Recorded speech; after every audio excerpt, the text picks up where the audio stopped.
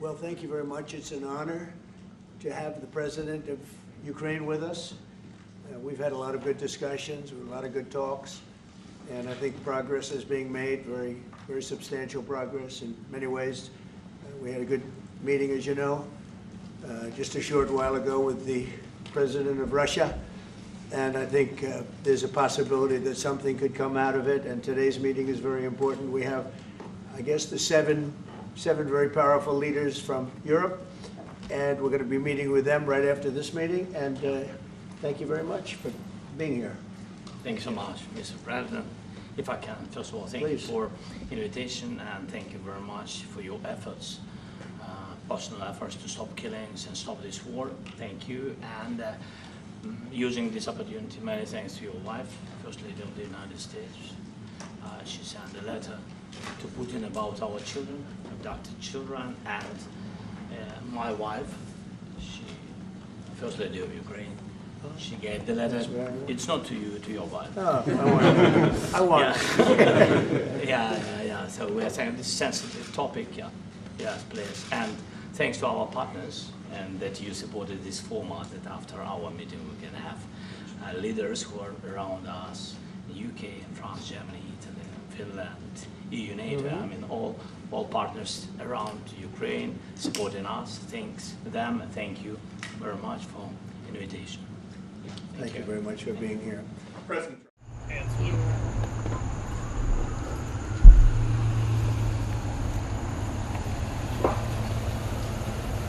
Ready, two. Ready, doors.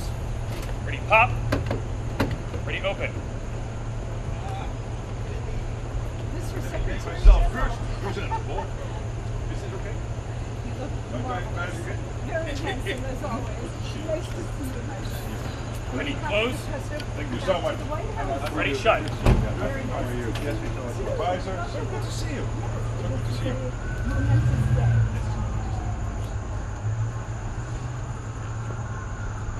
Ready, two. Ready, face.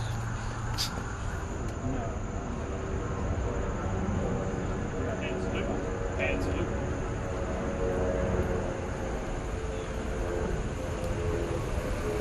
Ready, two. Ready, doors. Ready, pop. Ready, open. Madam President. Pleasure to see you again. Ready, close. Ready, shut.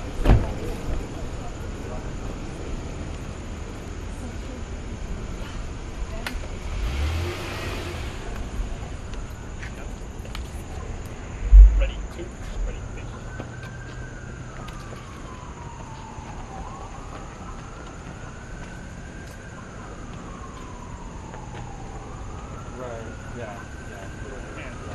And salute.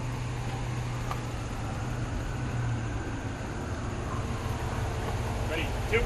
Ready, doors. Ready, pop. Ready, open. Mr. Prime Minister. Nice to see you again. Ready, close. Ready, shut.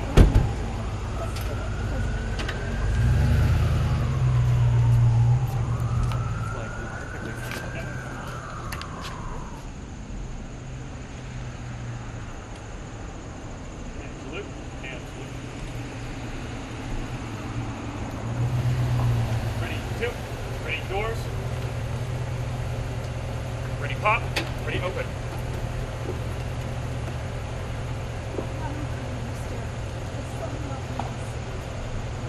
Ready, close. Ready, shut.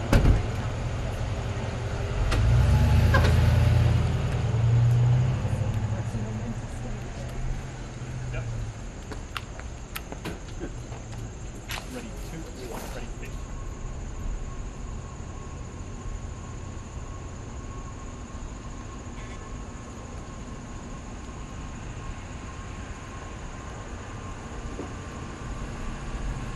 And salute. And salute.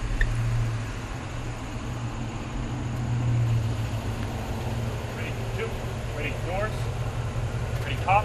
Ready, open.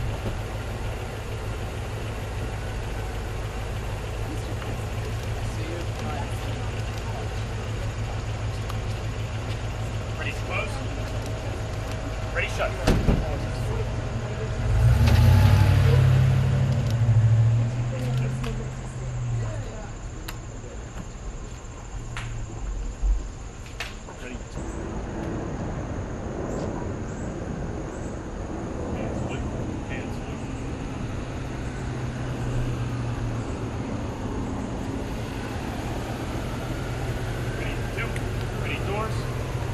pop, ready, open.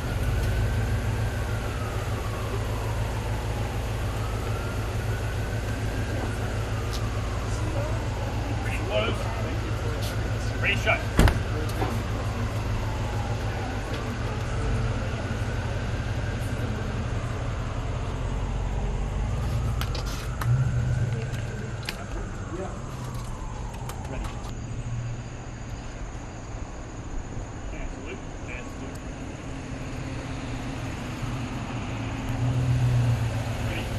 Ready, doors, ready, pop, ready, open. Mr. Chancellor. So much to see you. How are you? How are you? Ready, close. Ready, shut. Ready, face. Happy to be here again. Thank you.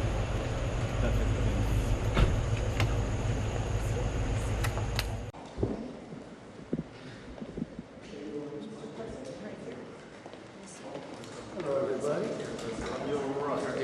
Now understand.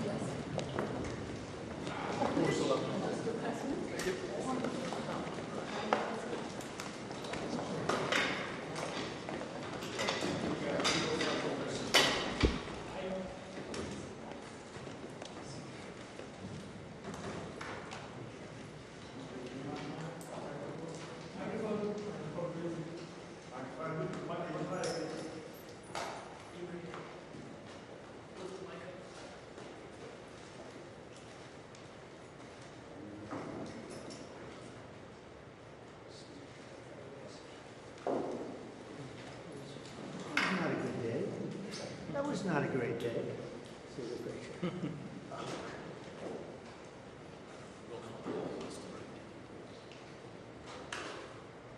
Is everything okay? You all set? Thank you very much. Thank you very much. Appreciate it.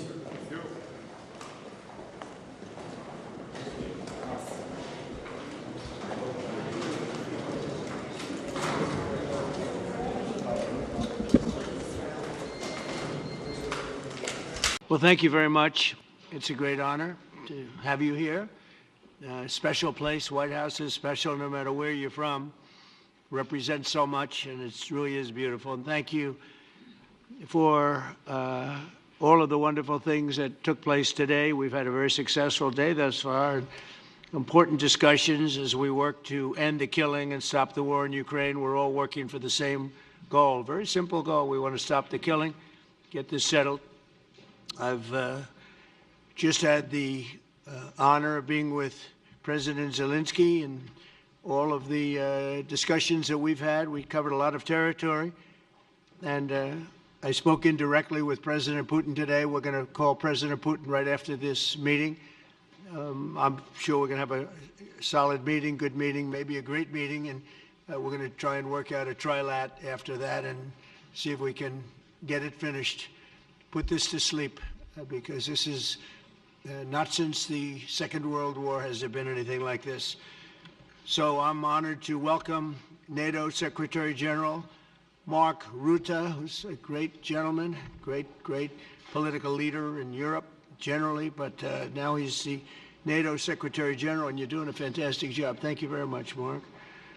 Prime Minister Starmer of the United Kingdom, our friend and my friend, and doing really well, and people like him a lot. We all like him. Everyone knows President Macron of France, who's been with me from the beginning, one of the first people I met as a foreign dignitary, and I liked him from day one. And I like him even more now. That's pretty good. That's unusual. That's a pretty unusual thing. Prime Minister Meloni of Italy, who's a really a great leader and an inspiration over there. She's served now, even though she's a very young person, she's served there for a long period of time relative to others. They don't last very long. You've lasted a long time. You're going to be there a long time. Chancellor Merz of Germany, who is a very strong person and a very strong leader and very highly respected in Germany. And he's my friend, and it's an honor to have him as my friend. Thank you very much. Very good. You look great with your tan. Where did you get that tan? I want to get a tan like that. President Stubb of Finland, and he's somebody that, where are we here? Huh? Where? Oh, you look better than I've ever seen you look. But you've done a great job, and we wanted to have you here because you're somebody that we all respect. And you've had a lot to do with the success, I think, and the potential success. And thank you very much for being here. We appreciate it. And the President of the European Commission, Ursula von der Leyen, who is somebody that we just made a big deal with all of those countries. I don't know. I think you might be more powerful than all these guys at this table. I don't know. But we had a great negotiation, and you're respected all over the world. So I want to thank you very much for being here. It's a great honor to have you. The Alaska Summit reinforced my belief that while difficult, peace is within reach, and I believe that in a very significant step, President Putin agreed that Russia would accept security guarantees for Ukraine, and this is one of the key points that we need to consider, and we're going to be considering that at the table also, like who will do what, essentially. I'm optimistic that collectively we can reach an agreement that would deter any future aggression against Ukraine, and I actually think there won't be. I think that's even overrated, largely overrated, but we're going to find out. And I think that the European nations are going to take a lot of the burden. We're going to help them, and we're going to make it very secure. We also need to discuss the possible exchanges of territory, taking into consideration the current line of contact. That means the war zone, the war lines that are pretty obvious, very sad, actually, to look at them. And negotiating positions. President Putin, also, you have President of Ukraine, who is, you just met a little while ago, and we're going to try and get a three-party meeting, maybe as soon as we can. And I have a feeling you and President Putin are going to work something out. Ultimately, this is a decision that can only be made by President Zelenskyy and by the people of Ukraine working also together in agreement with President Putin. And I just think that's very good things are going to come of it. So I hope we have a good meeting. And if we can have a good meeting, I'll set up a meeting with President Putin. And if you'd like, I'll go to that meeting. And not that I want to do that, but I will do that because we want to save a lot of people from dying. A lot of people are dying, and we got to save them. We got to save it. 5,000, 6,000, 7,000 people sometimes a week. All of us would obviously prefer an immediate ceasefire while we work on a lasting peace, and maybe something like that could happen. As of this moment, it's not happening, but President Zelenskyy and President Putin can talk a little bit more about that. You know, in the 6 or so wars that we stopped, we haven't had a ceasefire. And so I don't know that it's necessary. You can do it through the war, but it would be, I like the ceasefire from another standpoint. You immediately stop the killing. But I believe a peace agreement at the end of all of this is something that's very attainable, and it can be done in the near future.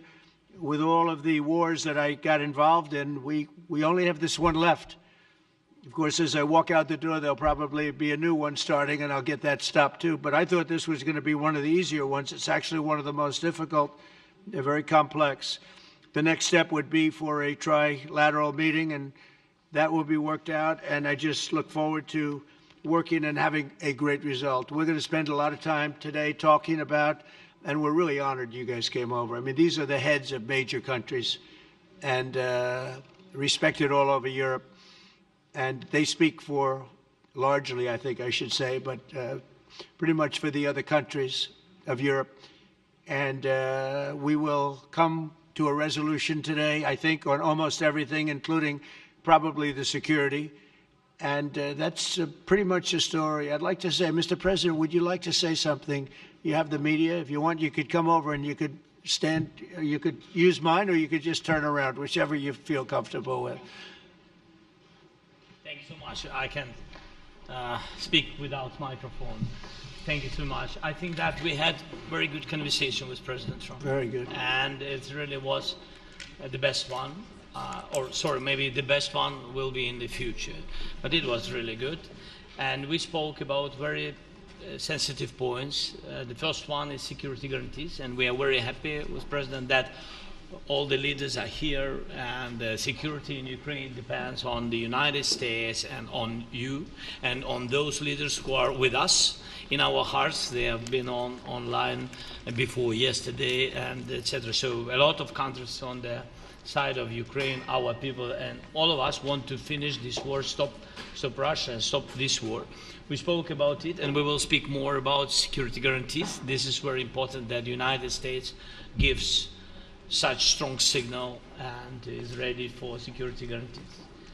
The second point, or maybe the first, humanitarian direction, very important to exchange all the prisoners, and I think that President will help, and I was very thankful to your wife again, Mr. President, for the letter about our abducted children, and I hope that really it can be a historic role for the people to bring kids back to the families and be happy. Get the people back, yeah. Yes, this is so important, and I'm happy that we discussed it, this track with the President Trump, and I hope that we will find decisions.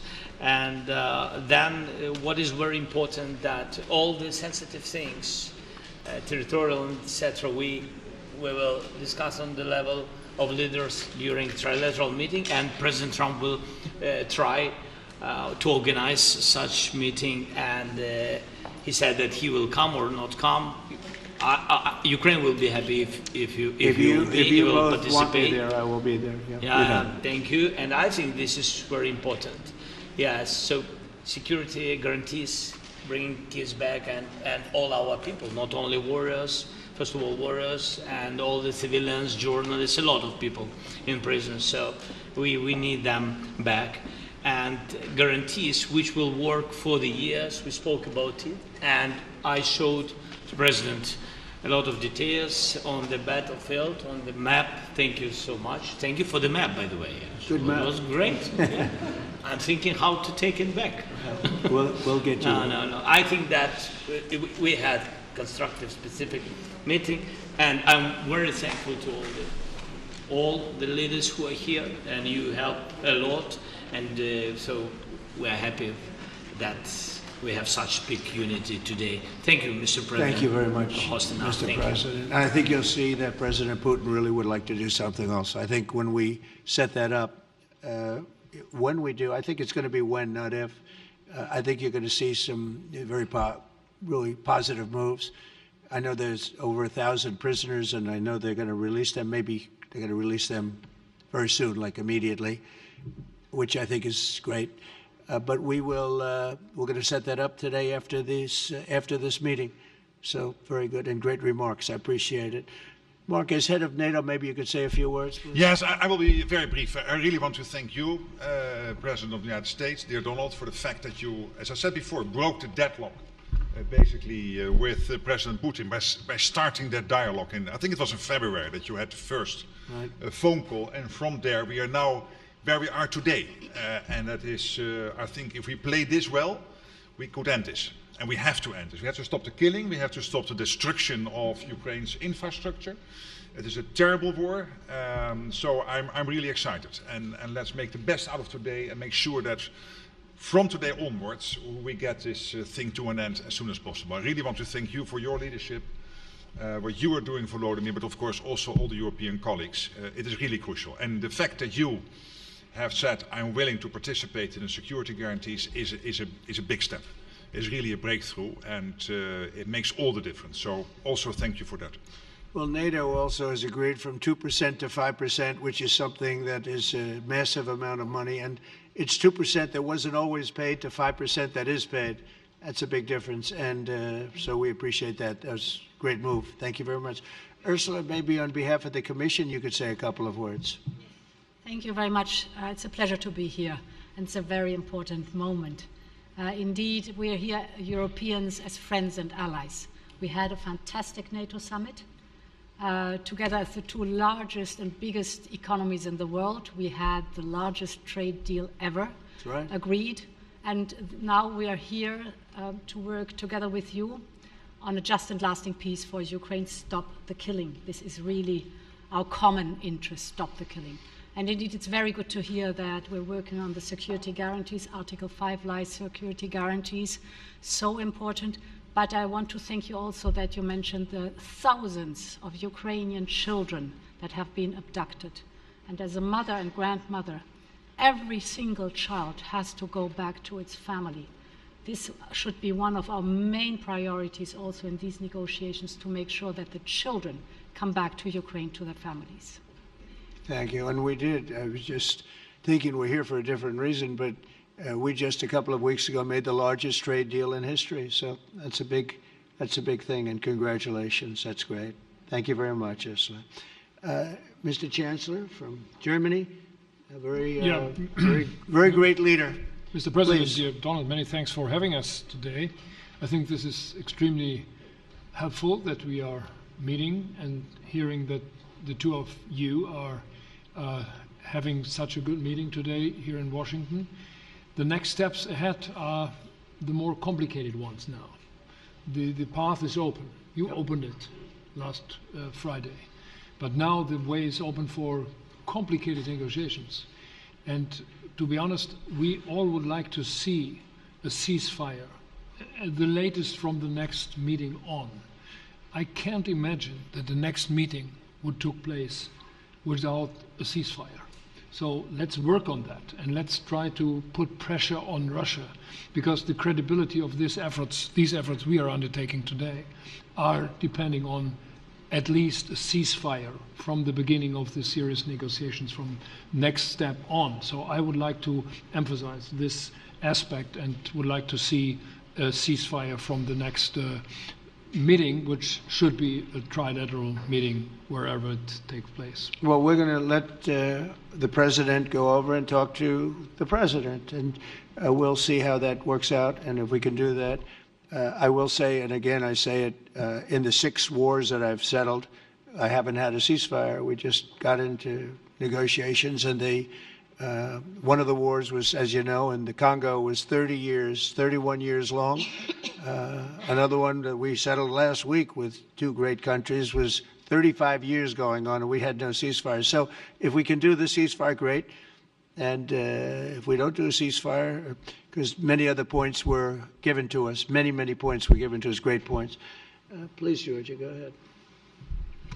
Well, thank you very much, Donald, Mr. President, for hosting us today in this important meeting. And I think it is an important day, a new phase, after 3 years and a half that we didn't see any kind of sign from the Russian side that there was a willing for dialogue. So something is changing, something has changed, thanks to you. Thanks also to the stalling in the battlefield, which was achieved with the bravery of Ukrainians and with the unity that we all provided to Ukraine. And the reason why I mention it is that we also have to remind that if we want to reach peace and if we want to guarantee justice, we have to do it united. So that's why it's a very good day, the one we are in. You can obviously count on Italy as it was from the beginning. We are on the side of Ukraine, and we do absolutely support your efforts towards peace. We will talk about many important topics. The first one is security guarantees, how to be sure that it won't happen again, which is the precondition of every kind of peace. I'm happy that we will discuss about that. I'm happy that we will begin from a proposal, which is the, let's say, Article 5 model, which was Italian at the beginning. So we are always ready to bring our proposals for peace, for dialogue. It's something we have to build together to guarantee peace and to defend the security of our nation. So thank you, Mr. President, for hosting us. Thank you very much. Emmanuel? Thank you, Mr. President, for organizing this meeting and for your commitment.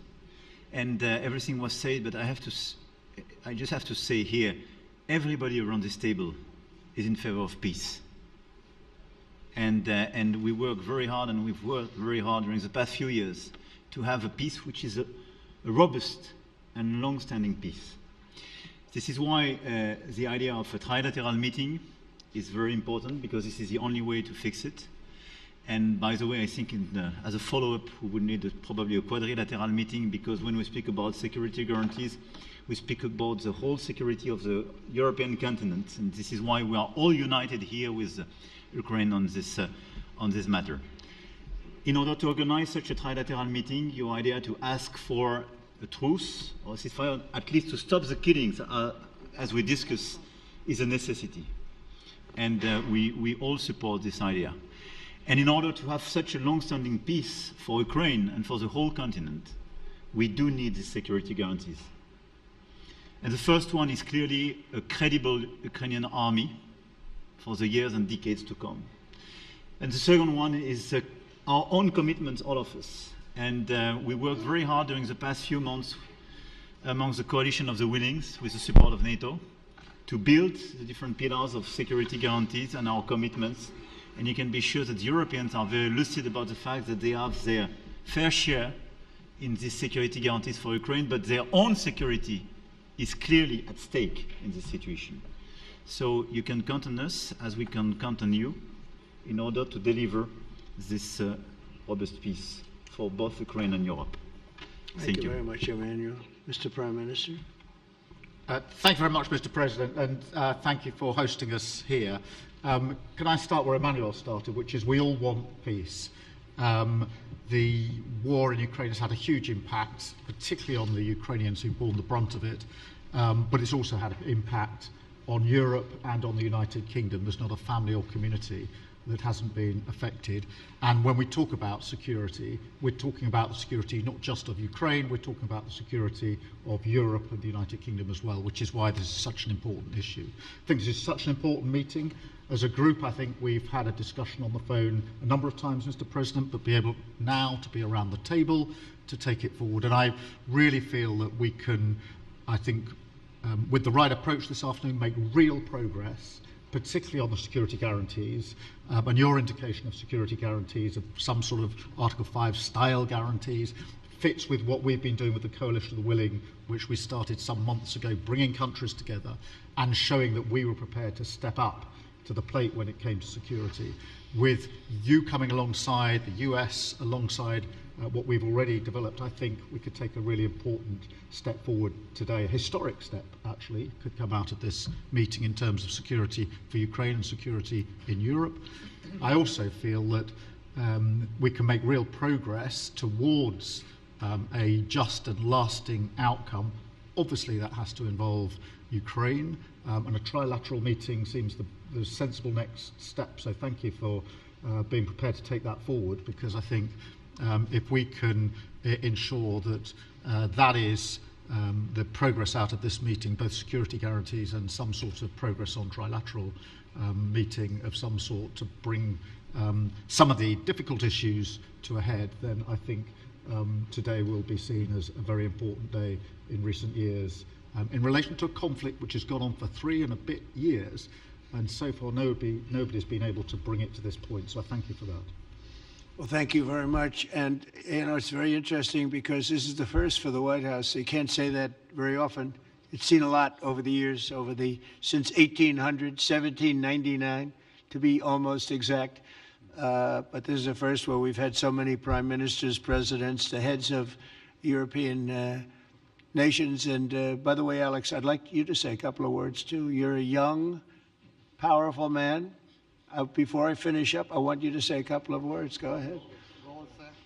I'll take the notion of youth back to my wife and try to convince her. Thank you very much, Mr. President. I think in the past 2 weeks, we've probably had more progress in ending this war than we have in the past 3.5 years. And I think the fact that we're around this table today is very much symbolic in the sense that it's Team Europe and Team United States helping Ukraine. And the progress that we're looking out of this meeting is about the security guarantees, which are a big part of this. And then, of course, moving towards a process with a trilateral meeting with you and President Putin and President Zelenskyy. Some of the international media might wonder, why is the President of Finland here? I think the reason is probably that we might come from a small country, but we have a long border with Russia, over 800 miles. And we, of course, have our own historical experience with Russia from World War II, the Winter War and the War of Continuation. And if I look at the silver lining of where we stand right now, we found a solution in 1944, and I'm sure that we'll be able to find a solution in 2025 to end Russia's war of aggression and find and get a lasting and just peace. The situation is very difficult, but that's why we're here. Thank you, Alex, very much. Good job. So we're going to be meeting for a while, and we're going to discuss some of the issues. And I don't think there's any issue that's overly complex. It's at a point now where people want to do things. I really do believe. I've known him for a long time. I've always had a great relationship with him. I think that President Putin wants to find an answer too. And we'll see. And in a certain period of time, not very far from now, a week or 2 weeks, we're going to know whether or not we're going to solve this, or is this horrible fighting going to continue. We'll do our best to get it ended. And I believe you have two willing parties, and usually that's good news, but two willing parties that want to make a deal.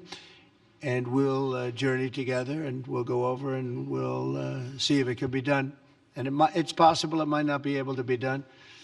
On the other hand, it's possible it will. And we're going to save thousands and thousands of lives a week. And so it's something we really have to do. And, or at least we have to give it our best. It's all you can do. You can give it your best. But I think we may have a very good outcome. So I want to thank you all, and the media, I want to thank you. We're going to be staying here for a little while. Then we're going to walk over to the Oval Office, and we're going to have another little discussion about similar matters. And then they're going to go home to their great countries and report. And I'm going to remain here and work, and you're going to go and work. We're all going to be working. We may be in a different location, but that's what we know how to do is work. But I want to thank the media. Has been actually very fair, generally speaking, very fair. I think it's important that they're fair because this is a very important subject. We have to get it ended, and so that's all we ask for is fairness with the media. Thank you all very much. Appreciate it. Thank you very much. 1.5 years.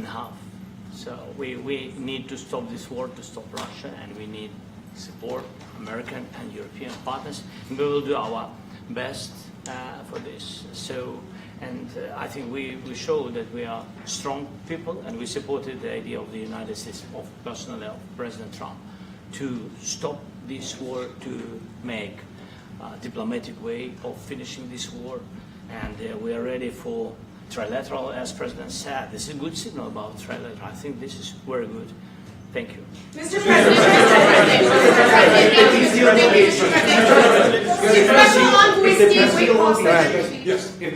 if the peace deal will be achieved, are you going to be willing to send American peacekeepers to Ukraine?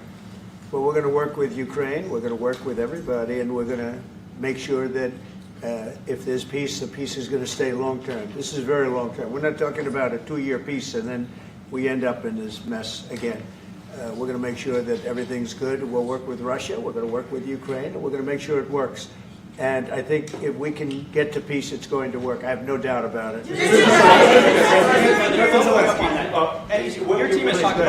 Your team has talked about security guarantees. Could that involve U.S. troops? Would you roll that out in the future?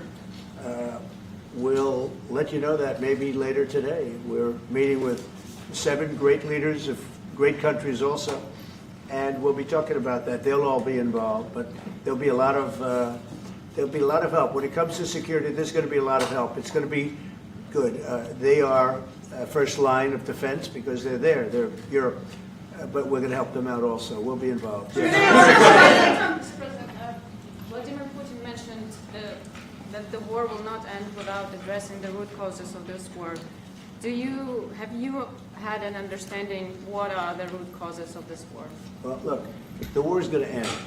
When it ends, I can't tell you, but the war is going to end, and this gentleman wants it to end, and Vladimir Putin wants it to end. I think the whole world is tired of it, and we're going to get it ended. It was, I've done 6 wars. I've ended 6 wars, and I thought this maybe would be the easiest one, and it's not the easiest one. It's a tough one. A lot of reasons for it. and they'll be talking about it for a long time, but they'll be talking about the others. Look, India, Pakistan, we're talking about big places. When you look at, you just take a look at some of these wars. You go to Africa and take a look at that. Rwanda and the Congo, Republic of the Congo. That's been going on for 31 years. And so we've done a total of 6, and we really have 6, not including the fact that we obliterated, and it turned out to be a total obliteration, the nuclear, as you said, the future nuclear capability of Iran. And this one, I think we're going to get solved also. I feel confident we're going to get it solved. Thank you, Mr. President. Can you tell us about your conversations with European leaders and what they need to see to support an end to the war? Yeah, well, we're going to be meeting with a great representative group and 7 very powerful, very big countries and great people, all friends of mine and friends of yours. And we're going to have some suggestions made. They want to see peace. They would like to see peace. President In the red. President Trump, do you think it's fair to, for Ukraine and for Russia to achieve a lasting and durable peace if Ukraine cedes its territories that Russia hasn't yet conquered? Do you think it's a fair peace for Ukraine? We're going to have a lasting peace. Just to answer the first part of your question, we're going to have a lasting peace. I hope it's going to be immediately. I hope it doesn't have to go on. And I think people of the whole world is going to be very happy when that's announced. Mr. President, you posted on social media, Mr. President, a very touching letter from the First Lady. And the letter was hand-delivered to President Putin. And it calls for an end to the war, essentially, because of the children and the children's future. Why did the First Lady feel that letter was necessary? Was it because she believes that Mr. Putin is the aggressor in the war? Is a similar letter being hand-delivered to President Zelenskyy? So the First Lady felt very strongly. She's watched the same thing that you watch and that I watch. I see things that you don't get to see, and it's horrible. But when she's got a great love of children, she has a wonderful son that she loves, probably more than anybody, including me. I hate to say it, but she loves her son. She loves children, and she hates to see something like this happening. And that goes for other wars too. I mean, she sees the heartbreak, the parents, the funerals that you see on television. Always funerals. We want to see something other than funerals. No, she felt. It was a beautiful letter. It was very well received by him. And she did ask me to say, she would love to see this end. She would love to see it end. And she says it very openly, very proudly, and with great sorrow because so many people have been killed. Mr. President, last week, Brian, go ahead, Brian. Yes, sir. I've got a question for each of you. First of all, Mr. President Zelenskyy, you look fabulous in that suit. I said the same thing. Yeah, you look good. I said the same thing. Yeah, looks good. I said the one that attacked you last time. See, now he's I remember that. Yeah, I apologize to you. You look wonderful. No, my first question for you, President Zelenskyy. In the same suit. You see, I changed, you are not. Maybe yours is much better. Real quickly, upon peace, God willing we get peace, are you open to holding an election in your country? Yes, of course. We are open for election, yes. We have to do safety circumstances. And a little bit, we need to work in the parliament, because during the war you can't have elections, but we can do security. We need, maybe, how to say, we need a truce, yes, everywhere, in the battlefield, in the sky, in the sea, yeah, to make possible for people to do democratic, open, legal elections. So you say during the war you can't have elections. So let me just say 3.5 years from now, so you mean if we happen to be in a war with somebody, no more elections. Oh, that's good. I wonder what the fake you like this idea? Yeah.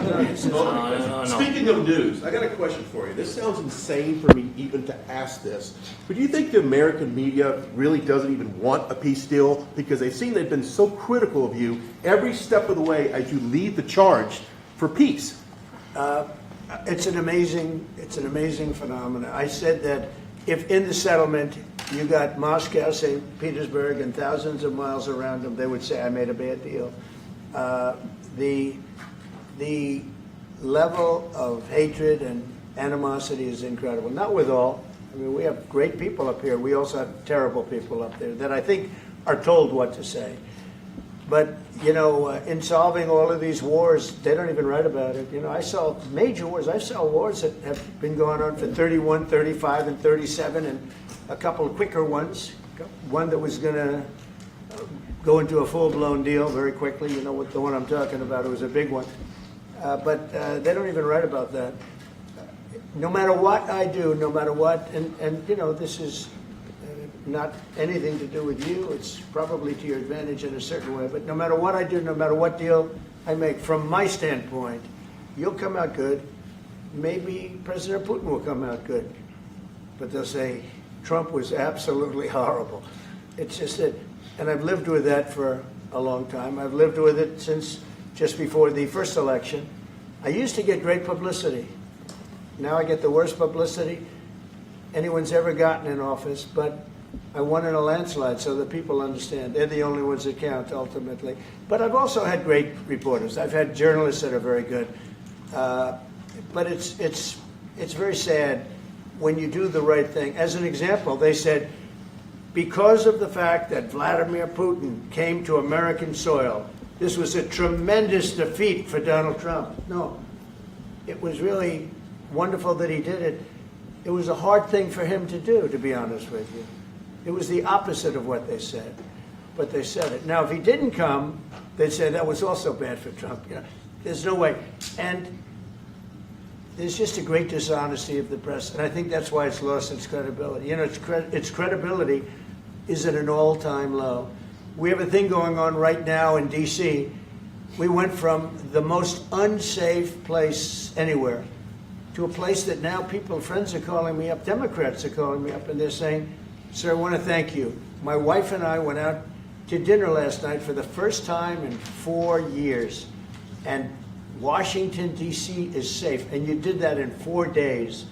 I'll tell you, it's safe. I had another friend of mine, he has a son who's a great golfer, he's on tour, and he came in fourth yesterday in the big tournament where Scotty Scheffler made the great shot, and he said his son is going to dinner in Washington, D.C. tonight. I said, would you have allowed that to happen a year ago? He said, no way, no way. He said, what you've done is incredible.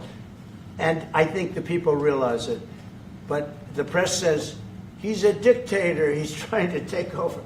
No, all I want is security for our people. But people that haven't gone out to dinner in Washington, D.C. in 2 years are going out to dinner. And the restaurants the last 2 days were busier than they've been in a long time. Thank you. I walked around yesterday with MTG. If you can walk around with DC with MTG and not be attacked, the city is safe. Thank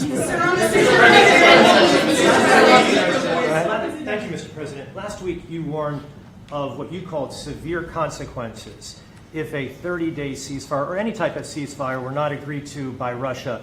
Will there be severe consequences? Does that change because of I don't think you need a ceasefire. You know, if you look at the 6 deals that I settled this year, they were all at war. I didn't do any ceasefires. And I know that it might be good to have, but I can also understand strategically why, well, you know, one country or the other wouldn't want it. You have a ceasefire and they rebuild and rebuild and rebuild, and, you know, maybe they don't want that. But if you look at the 6 deals that we made peace and you know, long-term, long-running wars, I didn't do any ceasefires.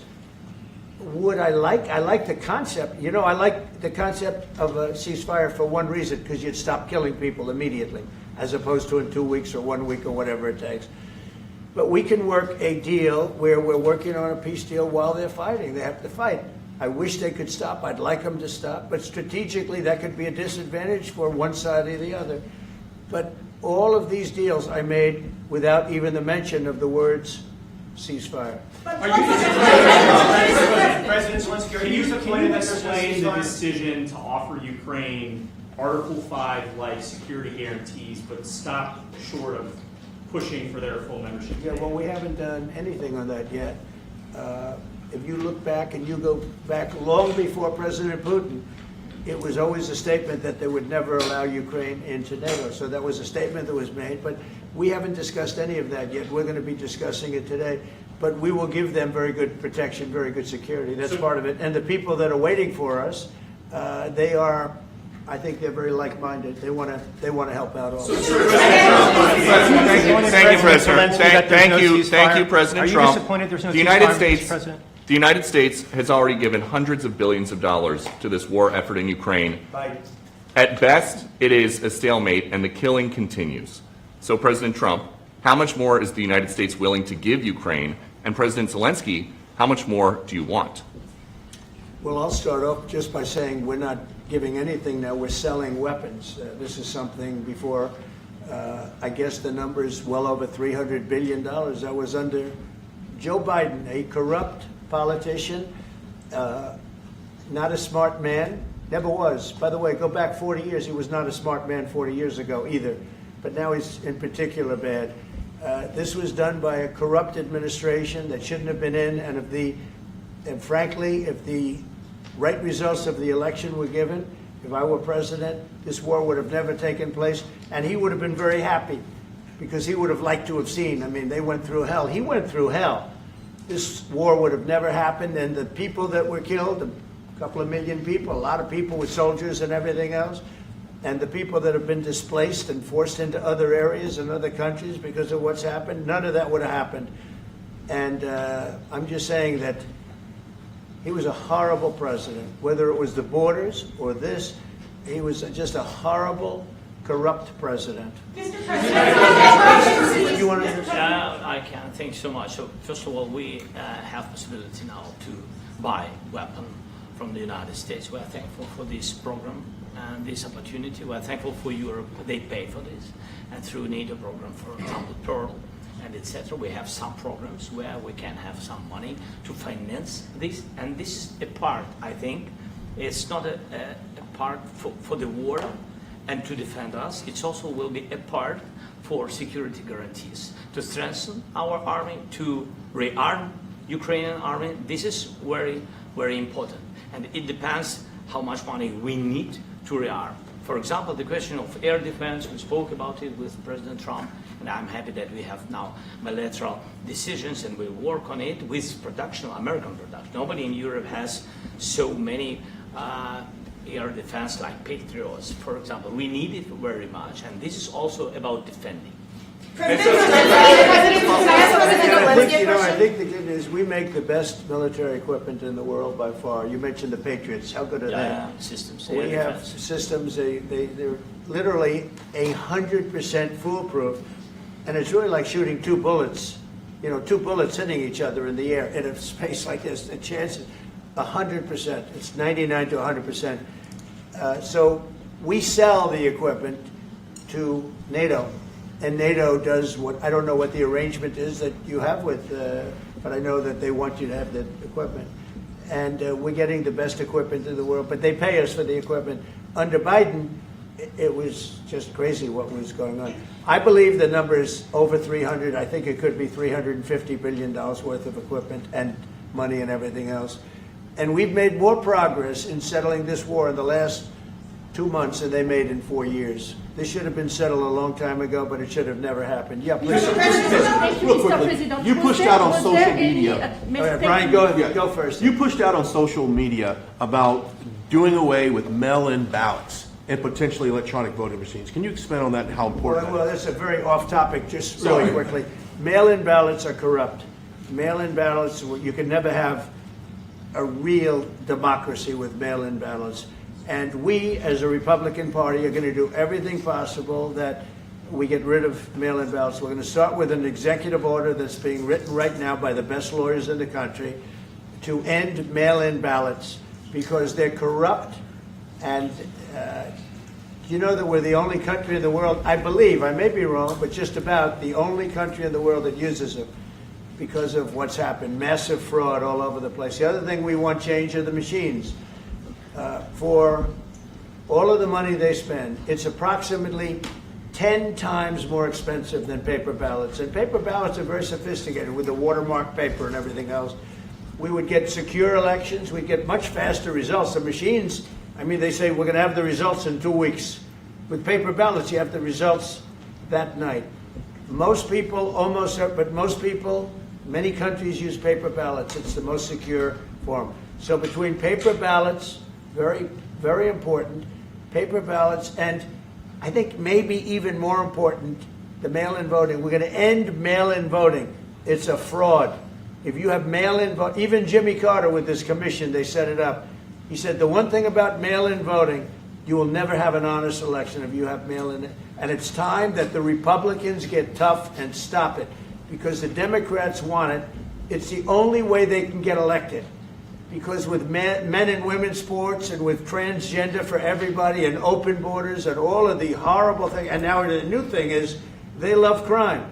They're fighting me on the fact that I've made Washington, D.C. safe. We're not going to get mugged, beaten up, or killed like all the people you've been watching get so badly hurt. I'm glad, I hate to take your time in this, but I'm glad you asked me that question. Sorry. We're going to stop mail-in ballots because it's corrupt.